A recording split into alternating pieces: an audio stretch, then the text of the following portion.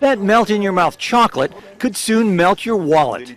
Cocoa bean prices have risen 27% in 6 months, and its byproduct, cocoa butter, that key ingredient that gives chocolate that melting texture, has nearly doubled in price.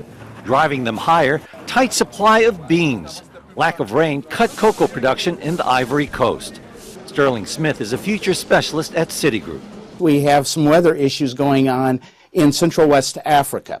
Most of the cocoa in the world, 70%, is grown in a small area stretching from the western edge of the Ivory Coast, moving east through Ghana. And this area has received about half as much rain as it normally does, and this has in turn elevated cocoa futures. Add to that greater demand from consumers for chocolate as the economy recovers. Cocoa is a direct benefactor. That as people have a little bit more money in their pockets, they're much more willing to spend. The second thing is we're seeing a better demand for cocoa and chocolate items coming out of Southeast Asia and Asia as a whole. And this is in turn creating more demand for a product that has a limited growing area. Smith says that it usually takes 4 to 7 months of elevated cocoa butter prices before consumers have to pay more for chocolate.